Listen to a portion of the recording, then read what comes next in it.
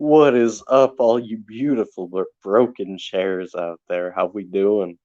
As I check down at the old watch, even though I don't have a watch, see, it's just my hand. It's 7 o'clock on the dot It's on a actually 8. Thursday. Well, yeah, 8 for you Easterners, and it's time for the college football show. And let me tell you all, there is not a spicier week up to this point of college football. And as you know, I'm joined by Jacob, but not Yep. Chooch. No, Chooch is missing out this whole week. He will be back next week, so rest assured, everybody. Um, he's but not yeah, fired. yeah, no, we didn't fire him. If anything, he's kind of like on a miniature vacation. So take that for what you will. But don't worry, Jacob and I, we're gonna deliver twice the fun.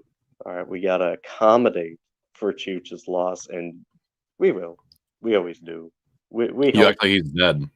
For Exactly. the loss of Chooch. I He was a mean, great man. let's give a eulogy. No, but let's get into this college football week, shall we? And we'll start it off with a fun one in the ACC.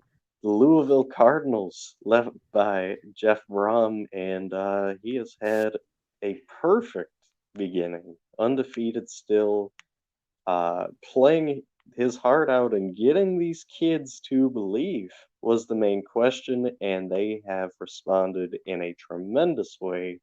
But now they have a test on the road in a very hostile environment, taking on a very good defense of NC State. Jacob, I'm going to give you the first crack here. Are you going to ride with the undefeated Cardinals, or are you going to go with the Wolfpack? I'm definitely going to go with the Cardinals on this one. I think both on the offense and defensive side of the ball, the Cardinals, they got this one complete. Like the undefeated streak will go on, not the full way, not all the way there, but they'll be taking this W. I just think this, especially this defensive side of the ball, is so impressive. Well, I agree with you. I think a little bit different in terms of logic, though. I'm going to go with Louisville just because I like the offense. I think you mentioned defense, I'll mention offense, and I just don't think NC State has the firepower to hang around with Louisville in this game. So, um, Louisville, not to mention, it's at home for NC State, so it'll be very close, but ultimately, Cards get it done on the road. See, we covered both sides as well. We got offense and defense. Exactly. You see, we got you guys. I said we would. All right, let's move on to the next one here. We got Utah and Oregon State, a Pac-12 showdown, and let's just say for both these teams a week ago, it went good for Utah. It did not go so good for Oregon State as they ran into the brick wall known as Washington State, and they fought hard. They really came back. They almost won, and just did not have enough to pull that one out against the Cougs. Utah, for the most part, dominated the UCLA team. I thought Chip Kelly's offense was going to do a lot better than what they did. So, thumbs down for Chip Kelly this last Thumbs week. down. However, this is about Utah and Oregon State, and the story kind of stays the same. Utah's defending their Pac-12 championship. They have a real shot, even without Cam Rising, because he hasn't really played the last few weeks due to injuries that have been lingering for a while. Utah's looking to continue to be undefeated. Oregon State's looking to bounce back and get back into that Pac-12 title race. What do you think, Jacob? I'm gonna go with Utah here, and this is kind of the same story that I just said with Louisville. But I think it's a little more obvious with this pick because you can see the defensive talents in Utah right here. We're in week 4, and they've only let up 38 points come up, Wow. which is, yeah. So, and the offense not terrible, but they're doing just enough to get wins so far in this season. So I'm going Utah for this one. All right. Well, I owe Utah an apology for last week. I said you guys were gonna get hammered. You did not. UCLA kind of got owned. So apologies, Mr. Whittingham. You proved me wrong. So with that being said, let's not make this a 2 week thing. I'm going Utes. Yeah, I really like Oregon State. I think they're gonna fight hard though. But ultimately, Utah has proven, whether it was finding a close way against Baylor or, last week taking control against UCLA, that they know how to win games and they find ways to win games. So I don't think this will be any different. Go Utes. All right, next one here we got Cincinnati, the Bearcats taking on BYU. And it's been a roller coaster for both of these teams. BYU, you had some incredible showings. You came back against Arkansas and you had a just tremendous victory there. Nobody in their right mind picked you, and you ended up shocking the world on a much minor scale. Cincinnati, on the other hand, well, you lost to Miami of Ohio. You know, and we thought maybe it would look up from there, and well, not so much. No. So everything points to a dominating BYU victory here, but this is college football. Anything can happen. Jacob, what do you think? Yeah, I'm gonna tell you something BYU has that has a huge advantage over Cincinnati right now. What's that?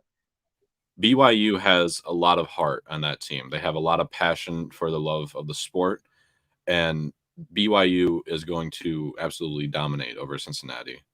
And whoever picked Cincinnati in our Discord needs reevaluating, I think. And I don't know if you picked them or not, so I'm sorry if you did. Can I change my pick? No. Did you? Well, to answer the long-awaited question, I did not. I took BYU. Okay. I'm, Okay. I'm not. I might be I was gonna crazy. say. I'm not that crazy. No, but I'm going with BYU just because I think BYU, all in all, is the better team. They do a better job of executing, especially at a high level. And like you were mentioning, the heart of this team gets overlooked. And I think that goes a long way, especially in a game like this. So give me the 3-1 BYU Cougars, and they go 4-1 with this victory. So, Okay. always good to go forward and not back. And I expect the way they do this is the run game really shows up in this, and that old line play. They get some really good pushing going and opening up some great holes for that tailback. So, yeah, give me BYU. All right, moving on to the next one. I need to turn my camera on for this. USC in Colorado. Dion, I'm sorry, buddy. You got absolutely smoked by Oregon last Yeah. week. Not a And smart pick for me to go with no, no. Yeah, Hey we man, I tried to wanted to talk him believe out. in I wanted to believe, all right? I wanted to believe, and I did, We and we tried it to got died tell pretty him. quick. Yeah, when it was like 28-0 at halftime, I think that's when all hope was kind of lost. But yeah, Yeah. Colorado, just a major thumbs down week, awful for the Buffalo. And USC, on the other hand, they didn't do great. They played Arizona State. They struggled around for like 3 quarters, and then Caleb Williams showed up, and well, they were able to pull it out over the Sun Devils. So anytime you can get a win It's good. However, it did knock them back in the polls. They are number 8 now instead of some were saying top 5, maybe even top 3. That took a big hit of confidence to this USC team for sure.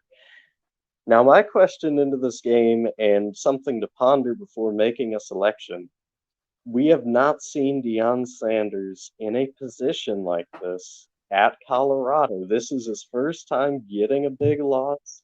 Does he rally the troops? Are they going to be ready for Caleb Williams in company?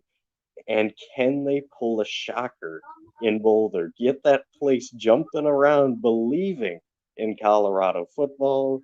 Or will it be USC and the Trojans absolutely trouncing the hosts of the Colorado faithful? What do you say, Jacob? You know, I can't help but feel bad for Deion Sanders. I really like him. I really like Coach Prime. I like what he's doing with Colorado. I'm a huge fan of how he can coach this team to winning these games. But after last week, and we need a bounce back. That team needs a bounce back after what happened last week.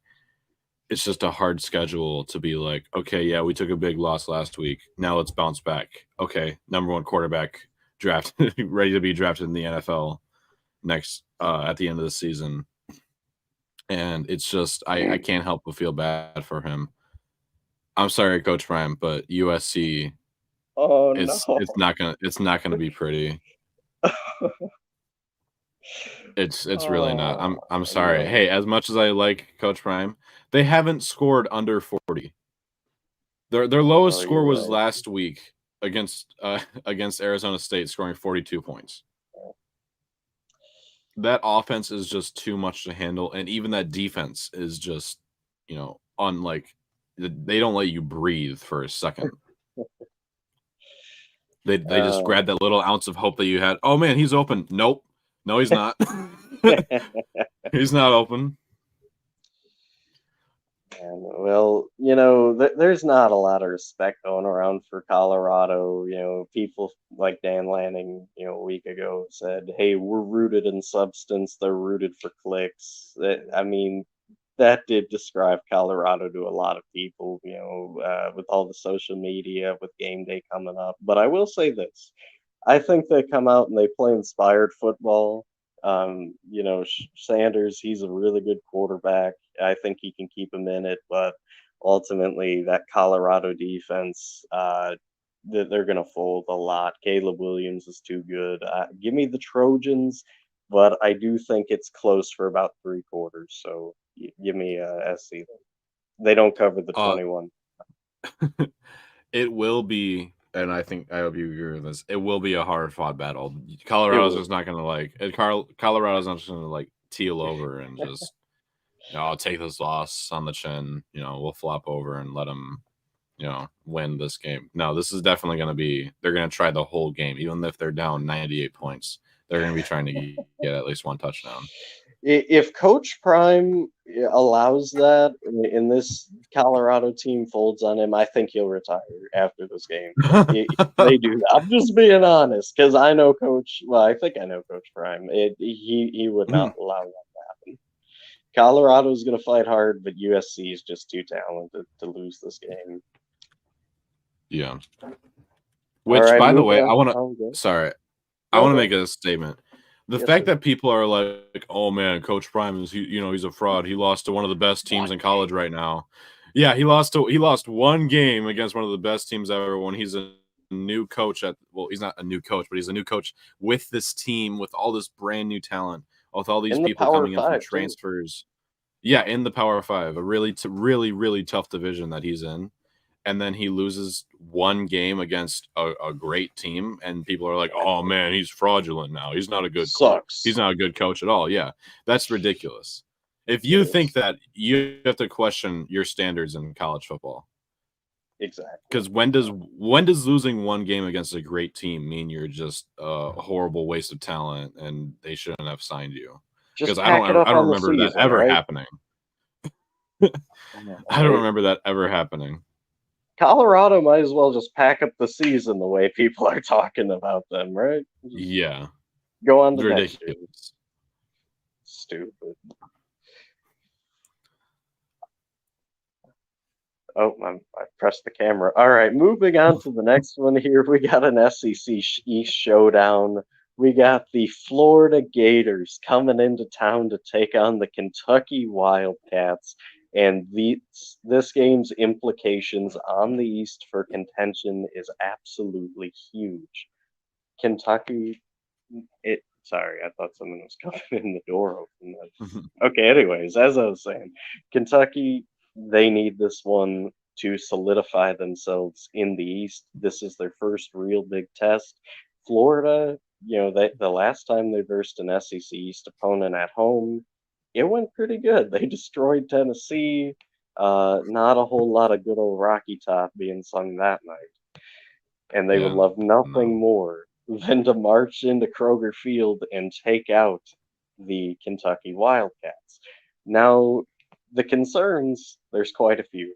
Florida's offense, a lot of questions. People still think they're not good enough to win the SEC, let alone the East, or even be in the top three this year of the SEC's contention. With Kentucky, it's kind of the opposite. If anything, it's more so coaching. Mark Stoops has had some question marks. The defense has had some question marks. Both these teams are very even in that aspect. Ultimately, Kentucky, since they're home, they're a 1 point favorite on the spread. It's really going to be a showdown between Devin Leary and Graham Mertz. Which side are you going to go with, Jacob? Despite the questionable offense that Florida faces, I can't help but just really overlook the talent in Kentucky, and not in like a good way of like, oh, they're actually pretty good and people are no. I don't see much talent in Kentucky that could very overwhelmingly just be in the face of the Florida Gators. So that question of like, oh, is this offense questionable? That is a good question in any other game, but when it comes to this game, I think it won't be a big issue. Give me the Florida Gators. All right. Well, Chooch is somewhere smiling. He's going, hey, good pick. Because he also Yeah. thinks Florida's going to win this game. Um, man, I, I'm going to go against that. I like Kentucky. I think what Mark Stoops has done there in, I think, 9 years now is pretty remarkable from where it was. And I just think their offense is more advanced for Florida, and I think the defense will get it together. Later in this game, maybe they get a stop, and not to mention it's in Kroger, and it's not the toughest place to win in the SEC, but it's decent, and all these things. I think they work with Kentucky, and I think Billy Napier's in for not not a good week or year. Yeah, year two. I almost said week two. Um, but yeah, I think this leans more towards Kentucky, and they get a much needed, legitimate win and try and gun for the East. All right, let's move on to the next game here.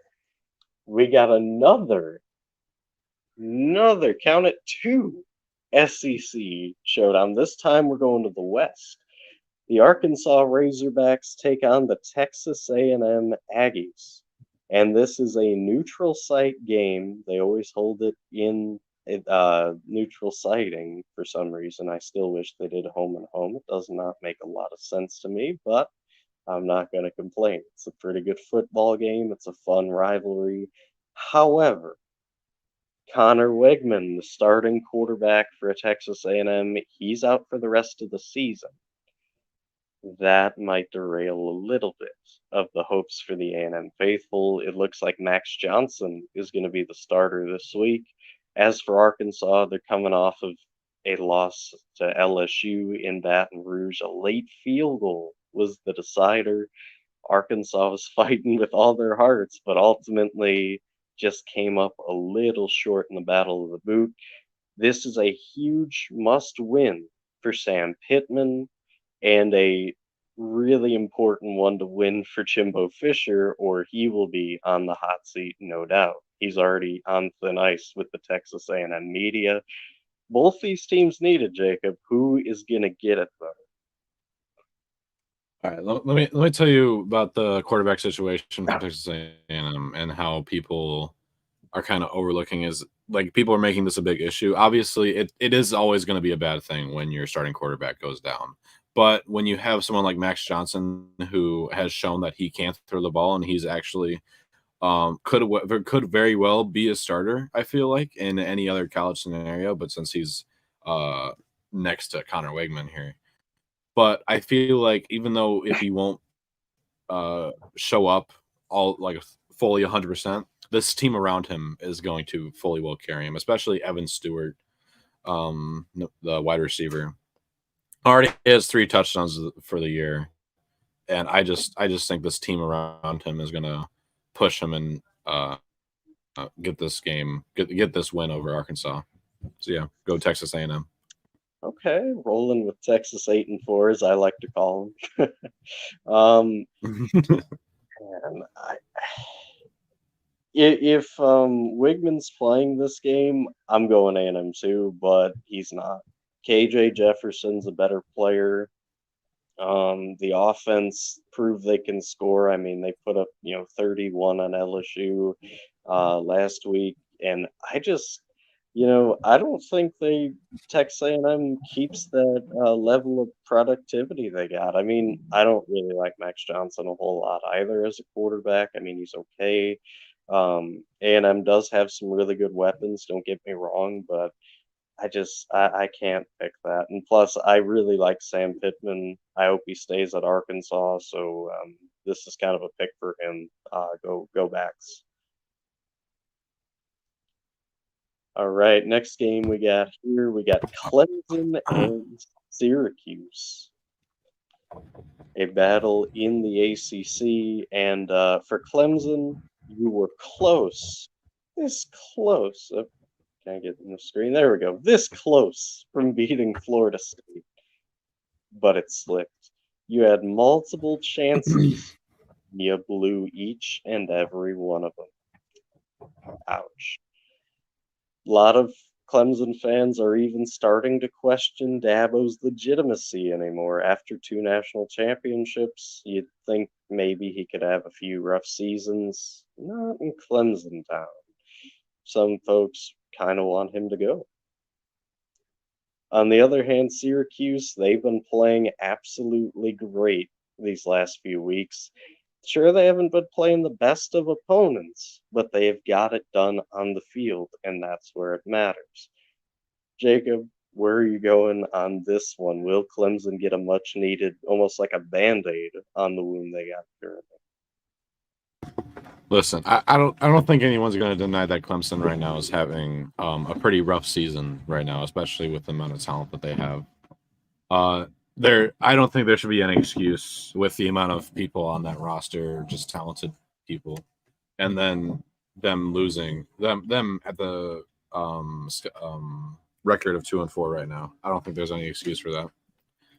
2-2. However, 2-2. My bad. Yeah. Oh, good. Um, so I think that Syracuse is going to be this perfect opponent to have this bounce back and be like, okay, these 4 games, we've been making really stupid decisions. We've been making really bad calls. We've been making really bad accidents, and that shouldn't have even been thought of in our heads. This is the opponent that Syracuse will lose to, and that Clemson will be like, okay, we can actually win against a somewhat formidable team. Let's keep this wheel rolling, and let's continue this for the whole season. So yeah, I know it's kind of weird for me, but let's go Clemson. Wow, you picking Clemson is something I did not think we'd see today. um, Man, I don't know. Clemson, they're really scaring me with the direction they're going in. I think they're going to play hard in this game for like the whole game, but ultimately Syracuse has just been finding ways to win, and I think that continues. So give me Syracuse in this game. Little upset alert there. I know Clemson's a 6.5 point favorite, but I don't care. I think Syracuse is just playing a really great style of football, and they're going to continue. So go Cuse. All right, moving on to one of the most oldest rivalries in the SEC. We got Auburn and Georgia. Well, I guess I could have said it inverse because it's at Auburn, but either Whatever. way, you get the Whatever. picture. In the plains, there is a tricky history here. Auburn pulls out wins that usually they shouldn't. It hasn't happened recently, but if you go back, 2013, 2011, 2012, there's been some games in Jordan-Air that they really do better than you would expect in this scenario. With that being said, though, Georgia's still a 14-point favorite. Nobody's giving Auburn a chance, especially after the loss last week to Texas A&M. And let's just say this Auburn offense has not looked good yet. They have not seemed to find a rhythm whatsoever. They have not been able to pass the ball well. It's been mainly a rushing attack. Seems like Georgia by a million with this description, but like I said, be Yeah. careful. There can be an upset in the plains here. What do you think, Jacob? I do not smell an upset brewing. I'm I'm gonna be as honest as I can. Georgia, Admire. Georgia is Georgia. Okay, Georgia's just one of those teams where in college they've always looked good, even when they looked pretty at their worst. I don't know how that's even possible, but they find a way to do it. Yep. But Georgia, like, there's no easy way to say it. Georgia. Just try and go easy on Auburn. All right, I get their rival, but just like let them live, let them breathe for a minute, before you just stomp it down their throats. Um, yeah, Georgia by a lot. So they cover the 14. They cover more than they. I'm surprised it's only 14. All right. Well, I do think Auburn's going to play inspired football in the beginning of this game. They're going to come out, they're going to be on fire. Maybe they get an early defensive stop or, they score a touchdown early, but that's about as good as it gets for the bar. Mm-hmm. Yeah, no, Georgia steamrolls in this game. There was a showing not too long ago when they played South Carolina, and they were down at half, and people were like, okay, maybe number one goes down. And then Georgia just said no. They shook their head. They outscored South Car and well, they put them away. So I think it is possible we see something like that again, but ultimately I'd only go one quarter this time. Georgia's gonna absolutely kick the crap out of Auburn. So yeah, give me the dogs. All right, moving on to the next one, and I saw that smile. Come on, Michigan and no in Nebraska. You almost said Um, Notre Dame there for a second. I did. I almost. I wish it was this week. It would make for much better storytelling here. But yeah, these two teams kind of a flip tail here. Michigan, everything's going right. You had a few scares, obviously, with Bowling Green wasn't looking so great, and then you pulled away, and then last week there wasn't really much of a concern. You were tied at half with Rutgers, and then or no, you're up by 7 at half at Rutgers, and then just pulled away too much talent. With that being said, and I want you to consider this, right? Nebraska, when they played Colorado, it was their offense that lost them the game. They had 3 turnovers. Their defense played well for a half, and then the wheels occasionally again fell off for Nebraska. It's a common trend with them this season. However, there is a chance that Matt Rule might look at it, might even think about a different quarterback than Sims. They might come out with a different thing to fool Michigan here to play competitive. It is at Nebraska, which hasn't meant much recently. It used to be and used to mean something, but anymore, not so much. Why am I even wasting my time? Jacob, how much is Michigan going to kill him? I just get it over with. We could break 100. I'm gonna be honest. We could break 100. No. I don't really see what you mean by Bowling Green. I was not scared by Bowling Green at all. I mean, Our it looked defense is just shaky too for a little good. bit. Our defense is just way too good. And can you actually admit JJ McCarthy is actually playing really good right now? Can I hear it come out of your mouth? Not yet, no. I mean, Why? who's he played? Who? I'm being serious, man. He played Rutgers he looks. played ESU and Rutgers. Sorry, that's not great competition. I'm sorry. He looked good against nobody. Is that does that make it better? Hey, if he does good this game against Nebraska, a pretty formidable opponent, will What? you give him some props? Yeah, Nebraska is so formidable. I mean, okay, their defense is average. No. It would have to be against some. If he does it against Ohio State, we'll talk. Well, we have to wait last game of the Yeah, season. we'll But talk about that. it's also the defensive side of the ball, only letting up 23 points so far in this season. Even though it's against bad teams, who cares? It's still a pretty good accomplishment. And Blake Corum is just being Blake Corum. It's so fun to watch. That's And universally agreed, by the way.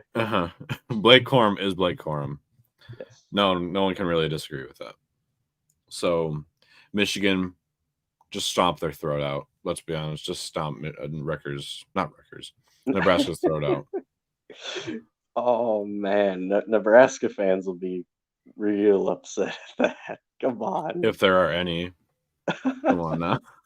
We got one in the Discord. Come Yeah, on. I know. I was just thinking about that guy. Oh man. Shout out to you, nerds.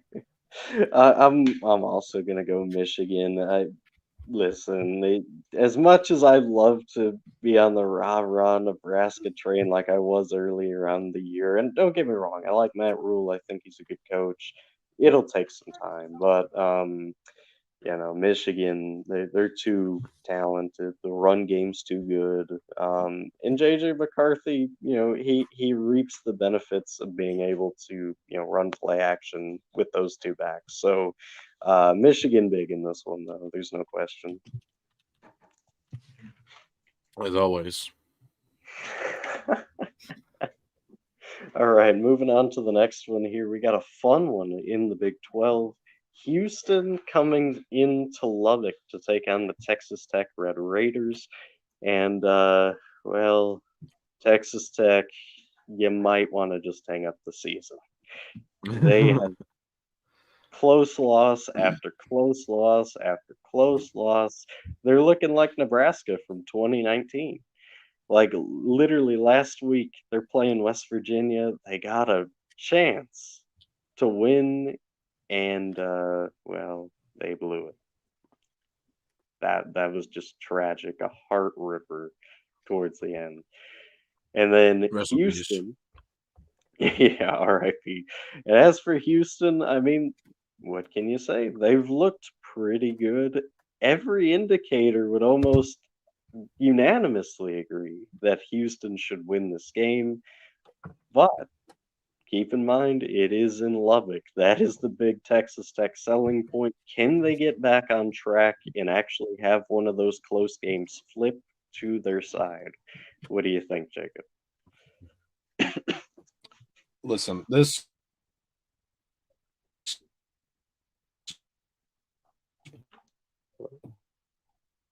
Texas switch is outrageous, but still.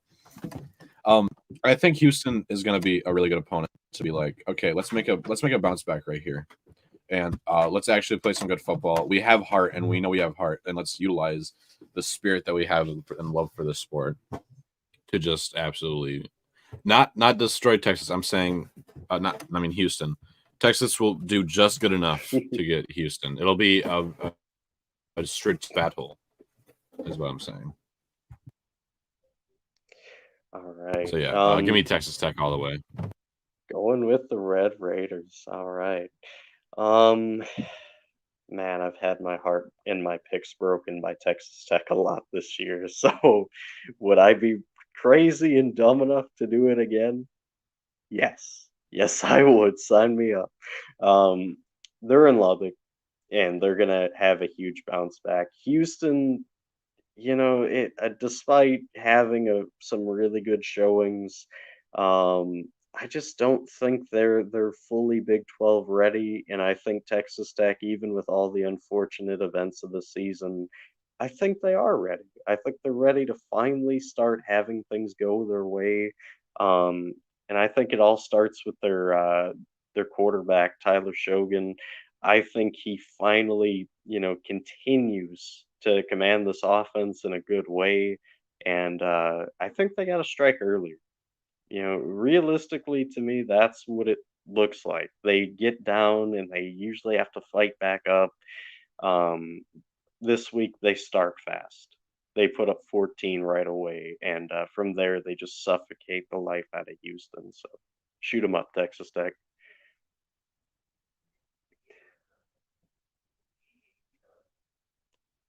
All right, moving on to the next one here. We got Old Dominion and Marshall.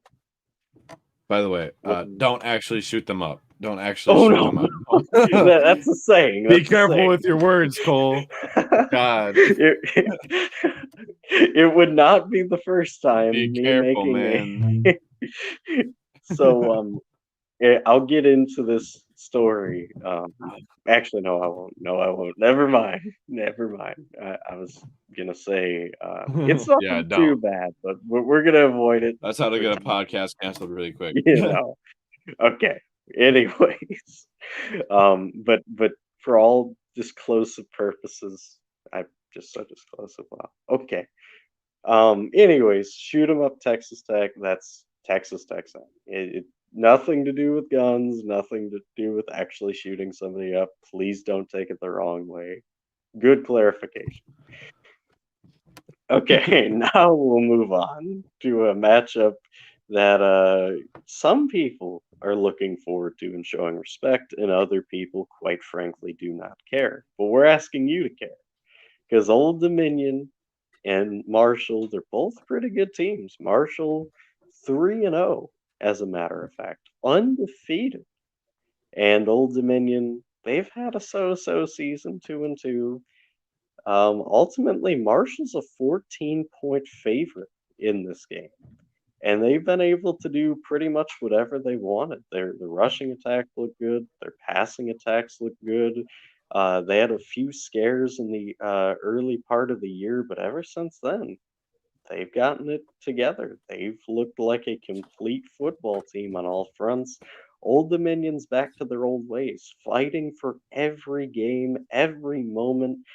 They were this close again, milliseconds from beating Wake Forest, just barely got shut and lost that one 27-24. Jacob, can Old Dominion eke this one out? What do you think? Now, the thing that scares me about Old Dominion is Grant Wilson. I think he makes way too many mistakes. Not to mention the O line that they have. Grant Wilson, he's been sacked 20 times so far in the Wow. season. It's only week 4. So the fact that O line can't hold up, and it's just hard for me to go either which way. But I will go for the underdog here, and I will go Old Dominion. I just all we can really hope for is that Grant Wilson can make some really smart decisions, get out of the pressure of the D linemen and linebackers, and throw to Kelby Williams. I know the wide receivers don't look that great so far as of right now, but that's because there's something up with the last name Wilson, and That's for true. quarterbacks, first it's Zach Wilson, now Grant Wilson. Just Russell Wilson. yeah, Russell Wilson. Wilsons have to go, but um, just all we can really hope for is that this O line can hold up against Marshall's defense and he can make some pretty good plays. But yeah, give me Old Dominion. I'll go for the underdog Okay. here. Just gonna point this out. I feel it happens far too often. Jacob steals my point again. Why does this always happen? I was literally gonna bring up the O line. Why, Jacob? Hey man, I have to do it. Every show. I have to. And I promise, guys, you I might, have to, man. It's my job. you might be sitting there in chat going, "They planned this." No, we do not. We do not. No. We don't talk like a lot. We quite literally don't. And when Days we before the do, show. Old Dominion and Marshall quite literally would not come up at all. Um, so yeah, I'm sorry, guys, but Old Dominion wins this game. I think this O line has been hounded by the coach, going, "Look, get your shit together. We don't want to hold a funeral or have a Tua." Yes, I'm calling him Tua. Um, we Have need a you to, Tua. yes, have a Tua moment. We don't want a concussion for a quarterback. All right, so get it together. All right, and we can win. And I think they're going to respond well. And I think that's going to be the big change this week. And the wide receiving core, again, thanks a lot, Jacob. But they're going to step up. They're going to make some plays, and they're going to outmatch the Marshall defense and torch the secondary. That's my take. You don't play Wake Forest close and almost Man, I beat really them. did bring up all your points. Yeah, you don't play Wake Forest close and barely lose to them and then lose to Marshall. It just doesn't happen. I don't see a universe where that happens. All right, next game here we Yeah. got Missouri and Vanderbilt, another SEC East showdown. Two in the East, one in the West. This week To is full this, of SEC East. it is. It is. Now, if you're a Missouri fan, and I'm this is real. Like, I cannot make this up. It seems made up. You're loving life. You're literally named Missouri. You're supposed to hate everything.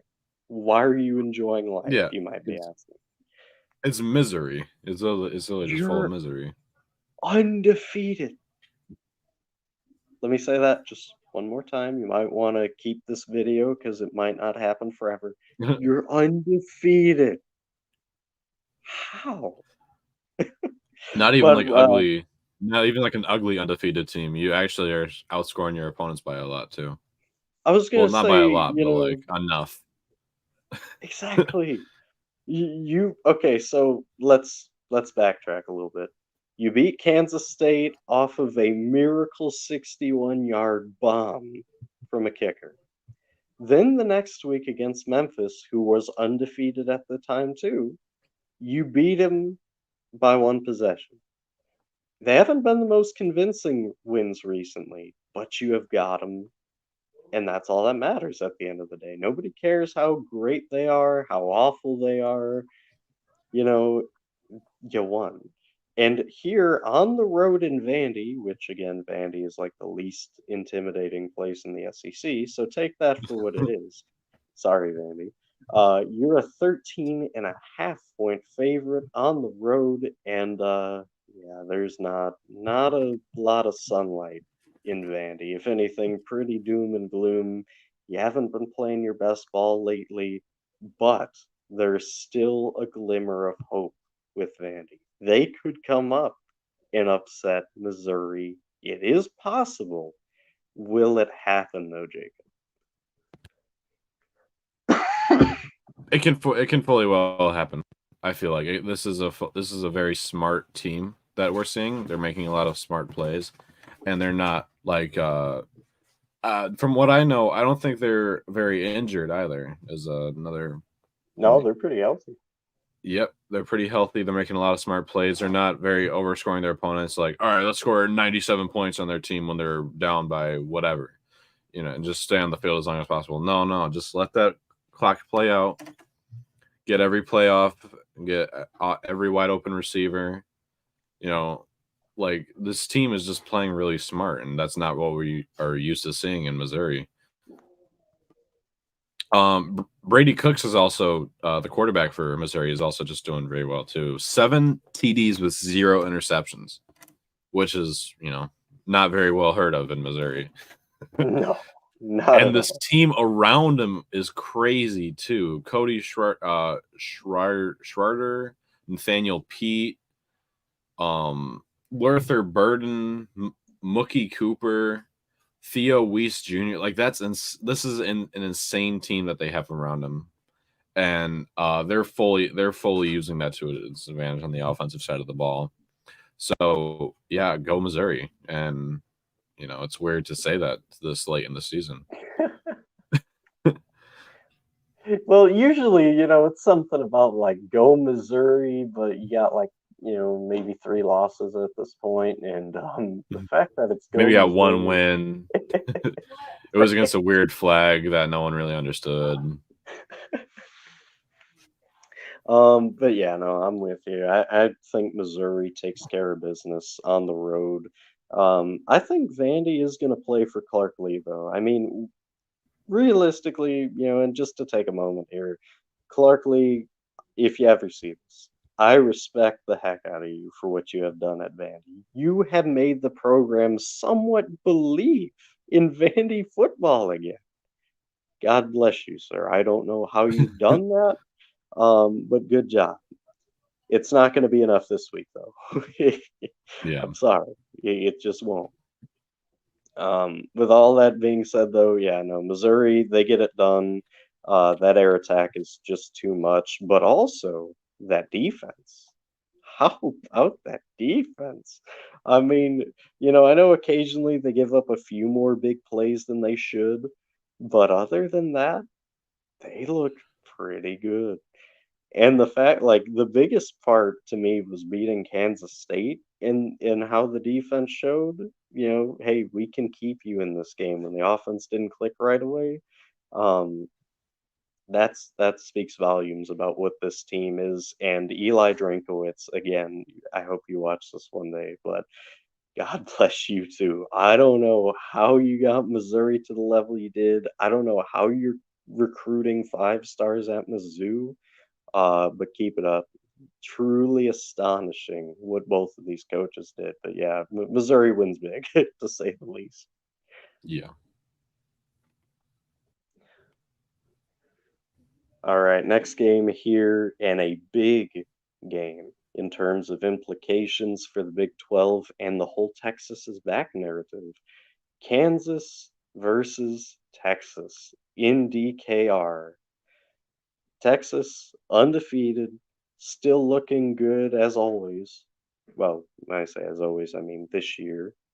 And, they had that big win against Alabama. They silenced a lot of critics when they beat Wyoming, which I even thought like they were going to struggle, maybe even get upset that week, but they had other plans. And those other plans, a certain man comes to thought, and his name is Quinn Ewers. He's been the story and the change of this Texas program. He's been safe with the ball.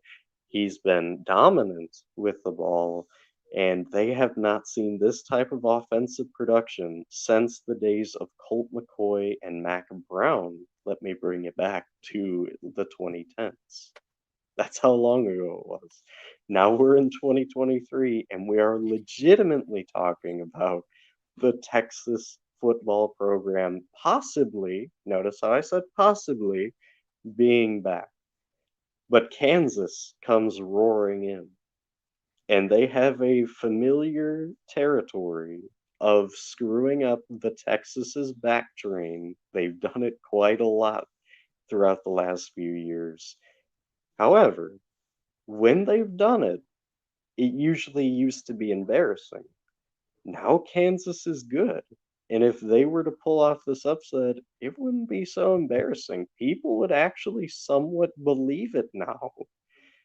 And well, it's not Jaden Daniels, but it is another Daniels who comes in and has been playing phenomenal ball again for Kansas. This is the second year in a row of just phenomenal numbers, high flying offenses, and this coach really has gotten the Jayhawk program backing him.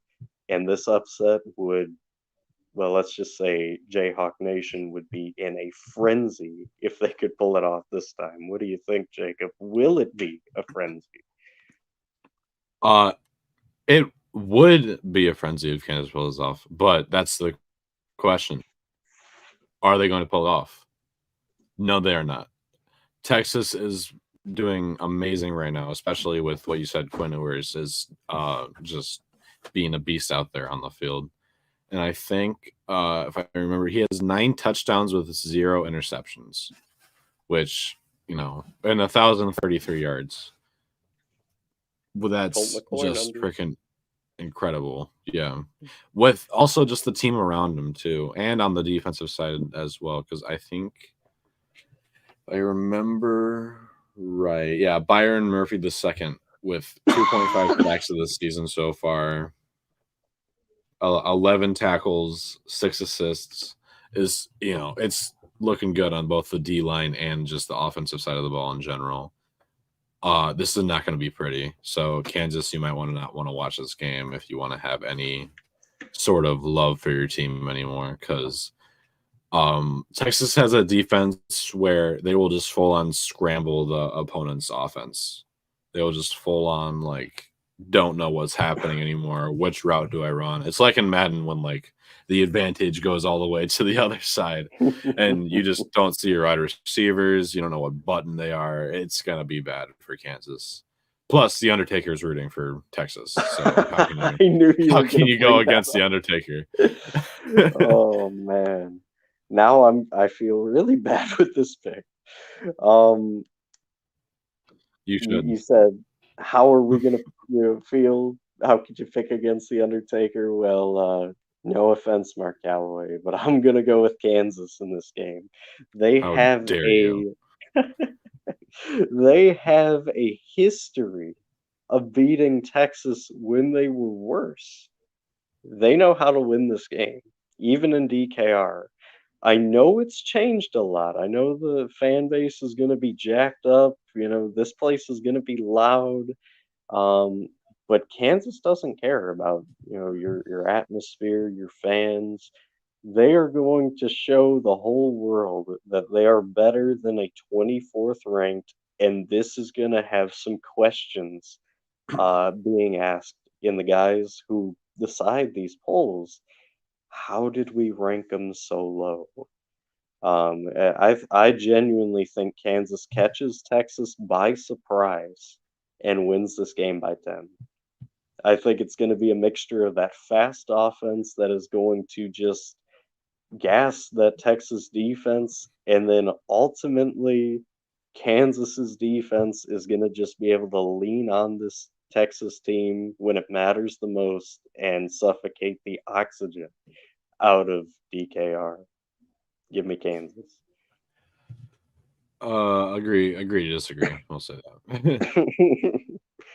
All right, moving on to the next one, and this is probably our largest line in terms of Vegas. Oregon and Stanford. Well, we talked about Oregon a little bit earlier. If you remember the Colorado game, of course, right now Oregon fans they're rerunning that game quite a bit. They're going, look at how great our team was. Let me stop you though, Oregon fans. Remember, there is one team that it does not matter how bad they are. For some reason, they can find a way to beat you, and you're playing them this week. And you're on the road. For Stanford, nothing has gone right this year. They're 1-3, and right now I think the message is going something like this. If we could just beat Oregon, our season will be saved. But Hmm. that is a tall task. It is a 27-point line. Bo Nix is playing a phenomenal. Dan Lanning, he's going to have his guys ready. But can they avoid the string that has been happening in recent years to where they drop this game? What do you think, Jacob? I wouldn't necessarily say that if Stanford won, that the season would be saved for them because the season is not going well for Stanford, and that's putting it lightly. Season is pretty sucky right now, so I am going to go Oregon here just because of how they're playing. Like, how can you not root for Oregon right now? Especially what we've seen in week one, man. Uh this game, it's gonna be close. I'll say it's gonna be closer than what people expect. It's not gonna be like a blowout that we're seeing with every single Oregon game so far in the season, but it will be a close fought battle, and Stanford will fight with everything they got. So give me Oregon here. And if I had Okay. to put a record on it, I'd say they're scoring 40 points. Wow, they're scoring 40. Okay. I like that. I really like what you said. I think Stanford is going to come out in this game and they're going to fight hard.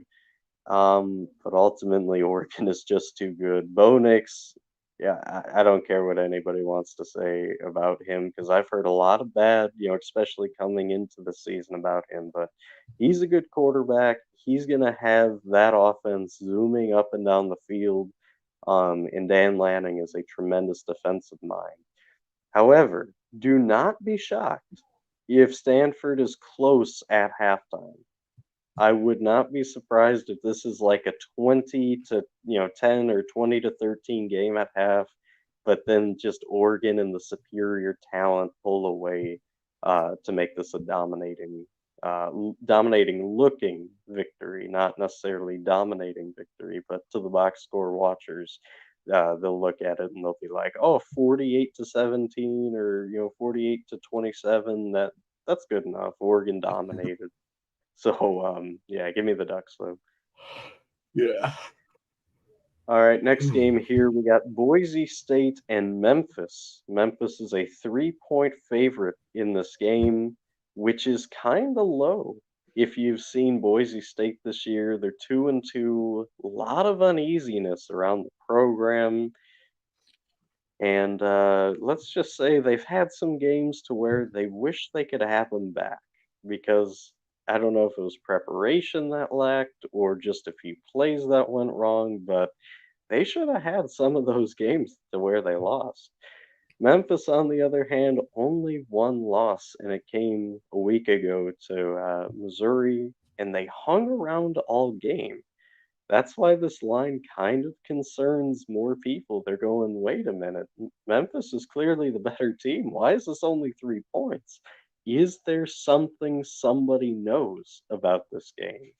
Is Boise State a better road team, in the opinion of Vegas? Something to keep in mind, Jacob. But ultimately, who do you think wins this? I mean, how can you not love Memphis right now? Especially when they're going against Boise State. I'm sorry, Boise State, but you're a little of a tough team to root for me. I don't know why. I just don't have much faith in you.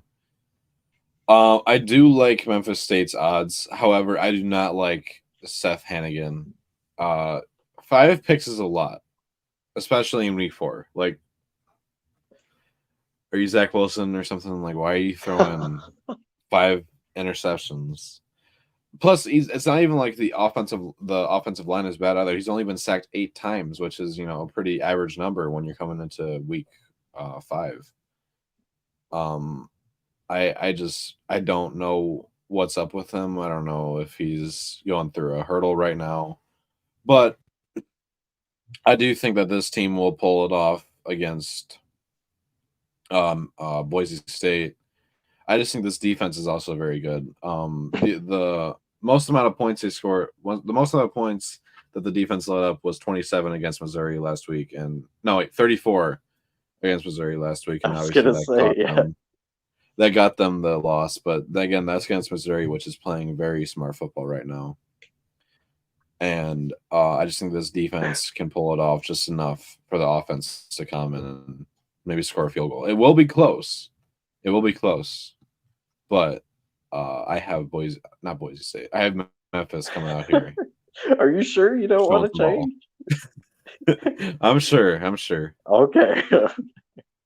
Um, I'm gonna agree with you though. I think Memphis is just like you said. How can you hate this team? They're doing everything right, of course, minus the loss last week. But hey, they don't talk about that in Memphis. But I really like the way this team is motivated. I like their coach.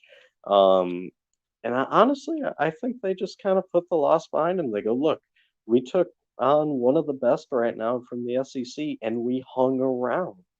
That's more than most teams can say. So that's huge.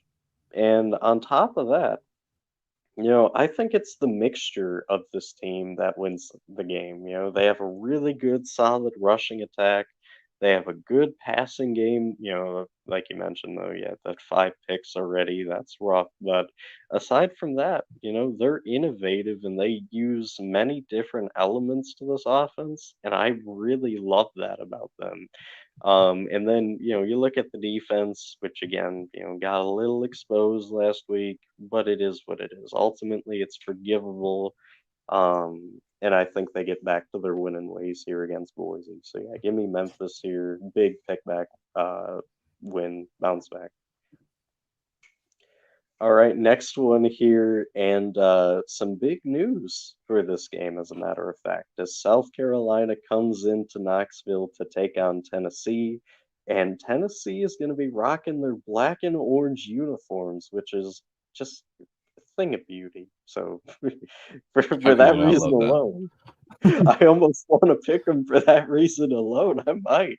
Um, I like I said, I'm not saying either way, but just thought I'd bring that up. Their first time rocking those uniforms, ironically enough, was against South Carolina. If you go back a number of years, back when Lane Kiffin was still coaching Tennessee and Will Muschamp was coaching, or not Will Muschamp, Steve Spurrier was coaching South Carolina, not Muschamp. I'm sorry, South Carolina fans.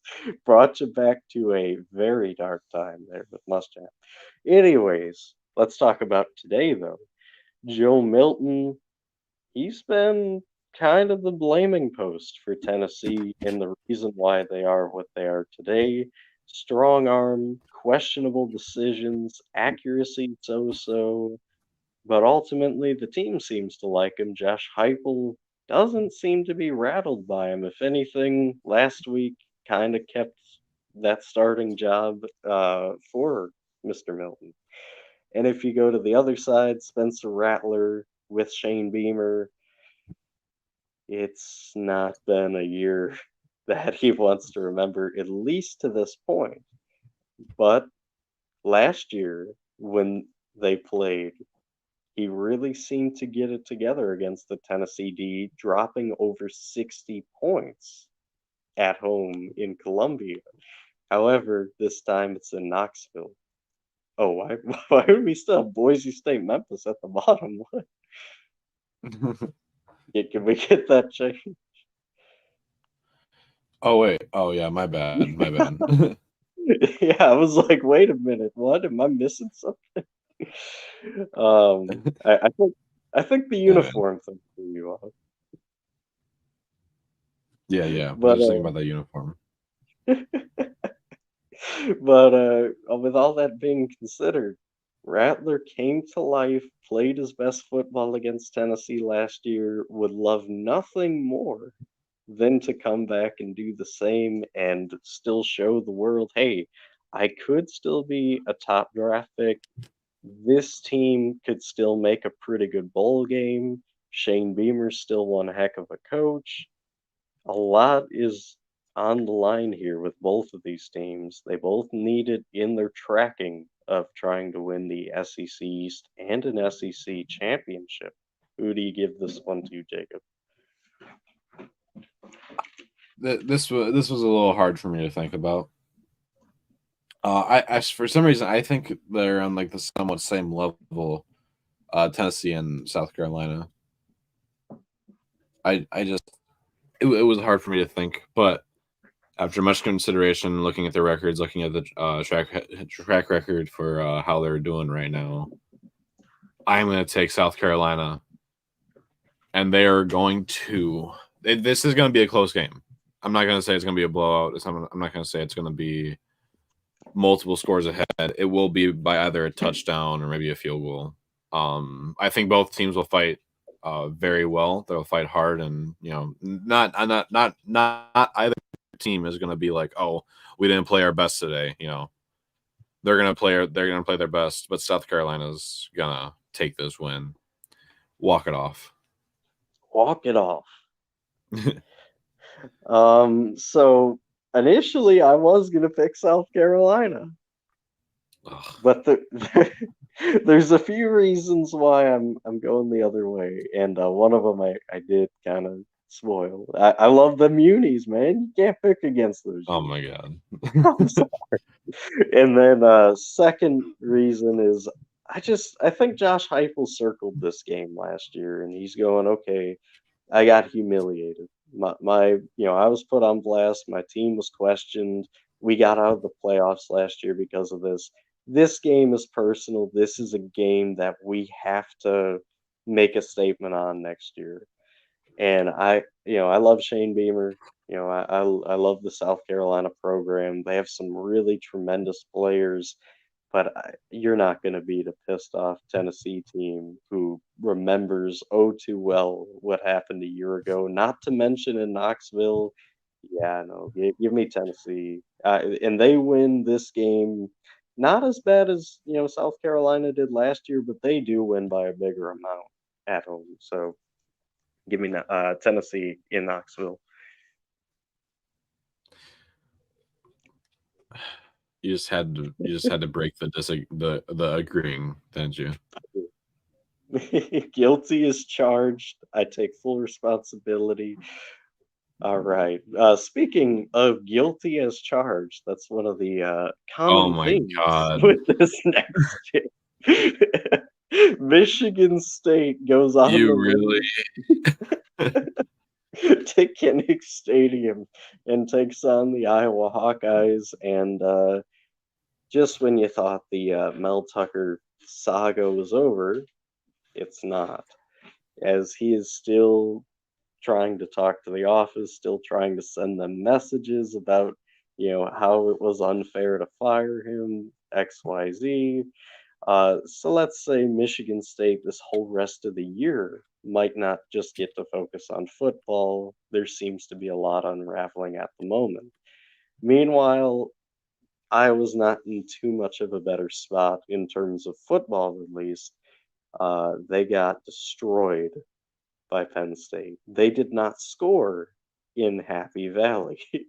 It was an ass kicking. man, With that all was that being said, they need to get back on the track and figure it out. Cade McNamara, he was the one talking earlier. Please keep sleeping on us. We're better than you think. Well, he sure did not prove it, as they scored 0 points. And the Iowa defense, well, let's just say when you're left out on the field forever, you're going to give up a lot of points, and they did. So this is a much needed bounce back game for Iowa and a much needed just anything to celebrate for Michigan State at this point would be a step in the right direction for the program. Who gets this much needed win? Hawkeyes are a 12.5 point favorite at home. Where are you going? it's like, come on now. It's Michigan State. The amount of stuff that's been happening. I'll say this: even all the stuff with that coordinator was not happening, I don't see them still winning that, because I don't think Michigan State was a good team, even when all the stuff with the coach wasn't happening. I just think Iowa is a way better team. That Penn State loss was embarrassing, but Penn State is not like such a team to be like, oh man, how do we let them score? It's Penn State's a pretty good team, and I think this week they're going to make a huge bounce back. I could see them, Michigan State going scoreless for this. If I'm going to be completely Ooh, honest. So, yeah, all right. I Iowa, like that. Iowa. Well, I'm gonna go with your logic here, and let me tell you why. Iowa, the world is not ending for Iowa. They're a very good team. They have stability at the head coaching position, unlike Michigan State. Sorry, I just love bringing it up. Um, and on top of that, I mean, look, Iowa doesn't get blown up very often. When it happens, you're kind of like, oh, anyways, on to the next game. No, but ultimately Iowa wins this one. They win big, and to me, the standout on offense is going to be Eric All. Like I said, in the preseason, he is the guy that is the heart and soul of that offense. Him and McNamara are going to hook up with that run first style, and they're going to pull some very nice play actions. So go Hawkeyes. All right, moving on to the next one here. We got a quarterback duel in the Sun Belt as Granger for the Georgia State Panthers has been on a tear. He's been responsible with the ball, and he's just been honestly one of the best quarterbacks in the nation that just does not get enough love. And then for Troy, you got Watson, who has been pretty good in his own right. 8 touchdowns, 3 interceptions.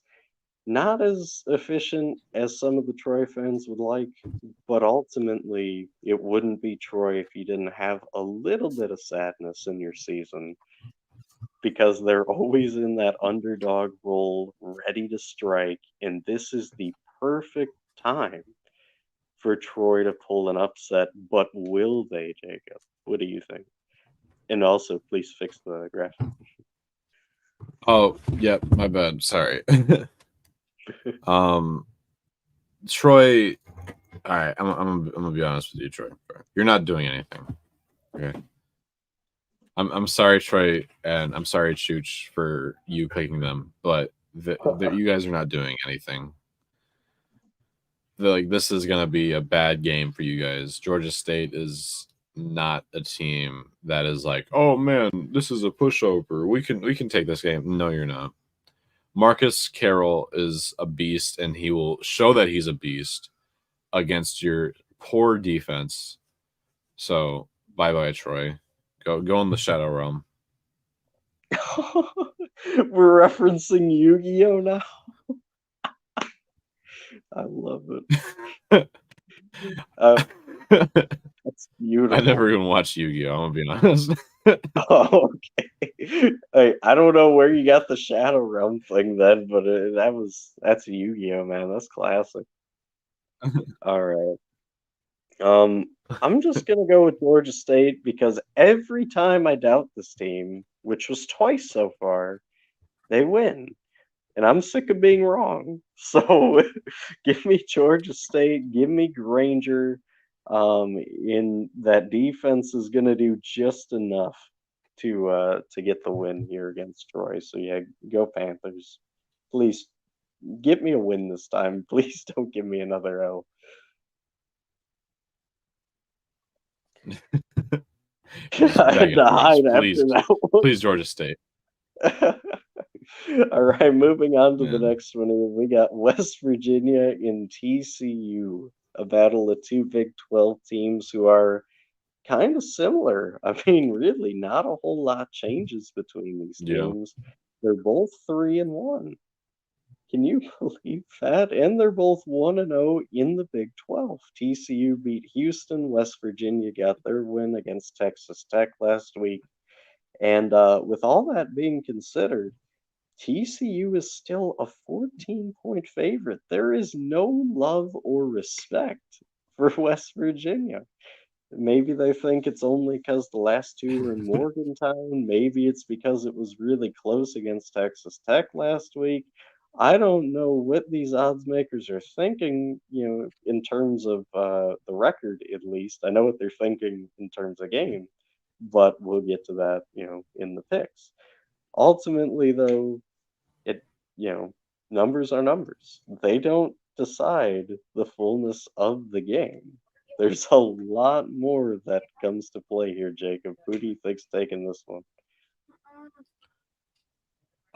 TCU is playing really good football. Even in the loss they took week 1 against Colorado, they played really well. It's just Colorado was uh very very smart with how they were playing the ball, and um they're just playing really great right now. TCU is going to beat West Virginia. It's going to be close. I do think it'll be close. I kind of see them on the same playing level. But yeah, I think TCU is gonna take this win against West Virginia. Yeah, I mean, I'm gonna keep it relatively short with you here. TCU, they're playing great. West Virginia is the luckiest, flukiest team in the Big 12 right now. You barely beat Texas Tech. TCU is going to wreck you. That's why the line is what it is, Yeah. in my opinion. Yeah, no, TCU huge in this game. Game will be over by half. So horn frogs. I almost said horns up. I don't know if that's probably Texas. I mean, they're hook 'em, but Yeah, that's probably Texas. get me caught up, TCU fans. What's your phrase? I don't know. Frog Leap. I They play Frogger over there. I know it's Hypnotoad last year. And I'm not like a casual. Like I follow this a lot. I just genuinely never heard a phrase for TCU. So please educate me, TCU fans. They did That would Hypno be Frogger last year yeah, on Hypnotoad. Futurama. That's so cool. I didn't know that. See? I knew they would get you with something. Maybe drop that Michigan stuff. Pick up the toad, right? No. Yeah. Hold on. No, let me turn my gain all the way up. No. I need to. Ready for this? No, I'm not doing that. No. No. It was worth a try, folks. Okay, I almost gained you a new fan. You're You can wasting thank your us. time. Well, speaking of wasting your time, it seems like any team that plays Washington currently is just wasting their time because Michael Penix, the wide receiving core, the O line, the defense, I mean, everything is just clicking at the highest cylinder for Washington. But in comes the Arizona Wildcats. They only have one loss. Their specialty has been just win. It's been simple for Arizona. Just win the game. And it's been working. Nothing more, They haven't, nothing less. yeah, exactly. It hasn't been the prettiest, but nobody at the end of the day, if you're winning, who cares if it's pretty? It just has to win. So, with all that being considered, what do you think it's going to be, Jacob? Will it be the flashiness of Washington and the on fire team, or will it be the just win Arizona, who is a 19-point dog at home, mind you? No respect. That disrespect is well deserved. When it comes to Mhm. Arizona. I'm trying to talk Washington. you up. Washington is playing very good right now, and all of us can see that. Like their lowest scoring game was 41 points against Michigan State, which, you know, to be fair, they should have scored a lot higher against Michigan State, if I'm going to be honest. But uh, Washington is just playing the best football they've ever played in a while, and I don't think Arizona has the talent to back that team up and get a win here. So go Washington. Yeah, I mean, as much as I want to sell you on the intro, we got to be honest. Washington and that just ferocious offensive attack. Michael Penix, the wide receiving cores, the tight ends, everybody gets a catch over there. Even the running backs. Michael Penix touches the ball, and it's going for like 30 yards to somebody down the field who's wide open. This reminds me of the Washington of like 2016 when they had John Ross. It's no different, quite honest. Well, it is different because this team might actually have a chance at a natty. That team was kind of a faker, but it was the best Washington team they've had recently up till this one. So with all that being said, yeah, Washington huge. Sorry, Arizona. I want to like you a little bit, but not this week. Not this week. I love the thumbs down. That's what sells it for me. All right, moving on to what should be an ACC matchup, but it is not an ACC matchup because somebody, you'll figure out who, does not want to join a conference. Why, Notre Dame? Are you too afraid of being exposed? Questions need to be answered, folks. But anyways, Notre Dame comes out after a just tough loss against Ohio State. They played really good ball for 4 quarters. Should have Should have had the won. game. Yeah, they should have. Absolutely should have. They had a chance at a game-ending pick. Then they dropped the pick. Then a 4th down and 7, and Ohio State converts. Then they have the ball at the 1. They spike it. Try a rollout. That doesn't work. And on the last play of the game, Notre Dame had 10 defensive players on the field, not 11. Their coach gets paid all that money and cannot do simple math. Rough. Yeah, Marcus Freeman, what were you Very. thinking, bro? So, yeah, Ohio State ended up punching it in, running to the weak side, and getting in the end zone. Duke, on the other hand, they're sitting pretty. Sitting real pretty. 4-0, undefeated in unfamiliar territory. College game day is actually going there Saturday, which is like the first time in forever that has happened. And there is real belief in this Duke program. Riley Leonard is a huge reason for this. Also, their new, just staff that they have brought along, several key pieces to this process. And, at one point, it just used to be talking about Duke as a basketball school. Now you have to consider the football side of things. They shocked the world once with the Clemson win week 1.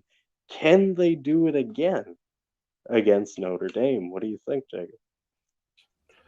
Um, Listen, Notre Dame, you know the mistakes that you were making in the Ohio State game, and you guys know in the locker room, the head coach knew, the offense coordinator knew, the fans knew that you guys should have definitely won. I wouldn't be surprised even if Ohio State fans are like, yeah, they should have definitely won this game. Just I think they're gonna make a. I think Notre Dame is gonna make a huge bounce back. They're gonna reconcile themselves and be like, "Hey, man, we're a good team. We know we've been playing like that. We've been playing like a good team all through the season. Got the Navy win, got the Tennessee State win, got the North Carolina State win. Then you won against Central Michigan. It's just that Ohio State team, a little bit too much of a bite. Couldn't really chew that off. So you took that loss last week, but you guys are going to reconcile, and I know you guys are because that's what Notre Dame does. That's what the Fighting Irish does, and you are going to beat Duke, and I have faith in you guys. Oh, man. All right. Getting them hyped, man. I love it. Yeah, you know. Yeah. Notre Dame. Yeah. Well, let's have the comeback to earth moment here. Um, I'm going with Duke. Duke, nobody believes in you. You're home and you're not getting the respect you deserve, but you're used to this. Clemson, you were home and nobody gave you a shot. But me, I did, and you won. Let's make it twice this year. But couldn't see the two. There we go. Figured out the camera thing here. But yeah, I'm going with Duke because I love Riley Leonard as a quarterback. I think he's just really good, and I like. Wow, I can't speak. I love this defense too. This defensive coordinator brought a point out, and it's like, look, we can play dominant defense and we can play bend but don't break defense. And in big time games, that's what you need. They fly to the football. They move great. And I think they're going to be a handful for Sam Hartman and company. So, yeah, give me Duke. I will say this. I do think Estime is going to have a good game for Notre Dame, the tailback, but ultimately Sam Hartman's just going to be a little bit confused with this defense, and that's the difference here. And now to the game that everybody's been waiting for, the showdown in the SEC West. I feel like I've said SEC in this show at least like 7 times, so here we go again. We got the Ole Miss Rebels, the LSU Tigers, the Magnolia Bowl as they meet again. LSU dominates this rivalry. It seems like every year they play, LSU usually gets the upper hand. With that being said, of course, Ole Miss won 2 years ago, last time in the Grove, so that does bode well for some of you, minus the fact that that LSU team was not very good, but that's besides the point. Let's move to the present. Brian Kelly comes in, and this LSU team pretty red hot, minus the defense. They still have like 20 million issues on defense, but hey, we won't get into all that. Ole Miss, on the other hand, a tough loss, their first loss of the season, which came a lot earlier than it normally does for the Kiffin train, and that came to Alabama a week ago in Tuscaloosa. Now, Lane Kiffin is not necessarily good at rebounding in these moments. The last few times when he's lost one game, the wheels have fallen off for the Ole Miss Rebels, and they lose 4 straight usually, or 5. Can it be different this time? We shall see. Jaden Daniels leading the Tigers and looking pretty efficient with the offense. It's just the defense that is the concern. Do they have it sorted out? Are they ready for this week? As for Ole Miss, shockingly, it was the other way around last week. The offense was the question mark. The defense was the for sure. They got it. They look good. What is going on in Ole Miss with Lane Kiffin as the head? That usually never happens. Usually this offense puts up like 45 every game. So it was very weird that they only scored 10. Can they get on track? Can they defend the Grove against the hostile Tigers that are looking to take over the Grove? What do you think, Jacob? You get the first correct. Man, Jaden Daniels can like what a round of applause to how he's doing so far. With 12 touchdowns and 2 interceptions. Like that's just crazy to hear. And just Right. also the defensive side of the ball. Didn't show up week 1, unfortunately, but they've been showing up ever since. Everyone has a sack on this defense, It's crazy. I was gonna Major say not last Burns, week. Greg Penn, yeah. Harold Perkins, Mekhi Wingo, like everyone has it. Mackay. I said that wrong. Mackay Wingo. I don't know names. Jordan Jefferson, a wannabe Justin Jefferson. Like everyone in this football team, every position is playing the best that they can right now, and it's a beautiful thing to see. They did wake up after week 1. They let that slide, but then after that, it's been nothing but murder and murder. Not murder ball, but just murdering their opponents. No, murder ball. Yeah. Yeah. 12 interception. No, 12 touchdowns, only 2 interceptions though. Jaden Daniels is doing great, and also just the team around him is doing great as well. Malik Neighbors, Brian Thomas, I mean, Thomas. and Logan Diggs, yeah, and Josh Williams. Just this team is just full on stacked, and it's exciting to see. You have to be crazy to think, oh yeah, this team isn't that good. So yeah, LSU all the way. Take Old Miss back to their house. Let's do this thing. I love it. All right. Quite the intro.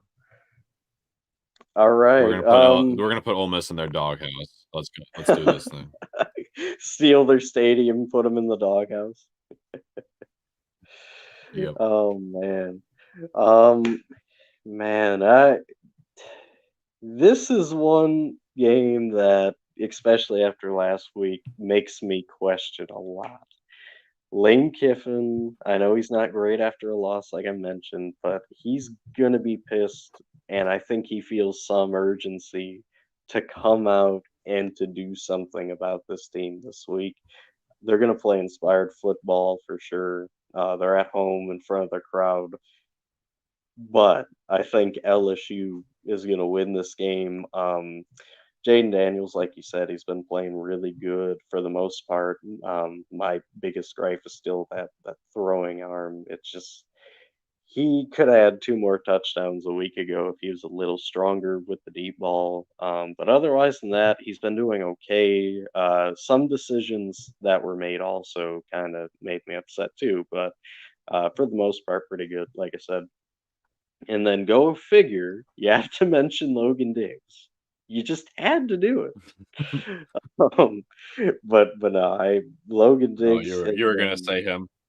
I was, and I am still.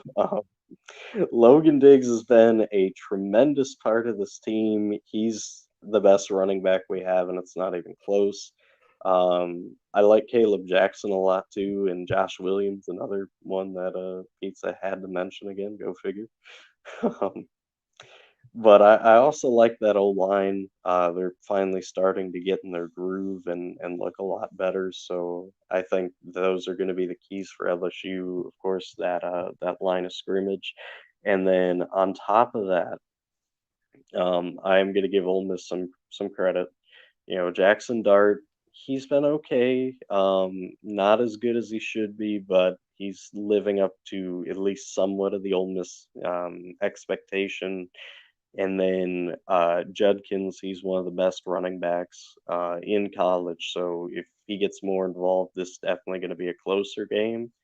But I think that's where LSU's defense, they gotta step up and have an answer because last week was definitely not it. So I think Matt House will have them in key and they'll be ready for Ole Miss's attack. And last but not least, I think that the defense for Ole Miss too does not get talked about enough, especially only giving up 24 to Bama.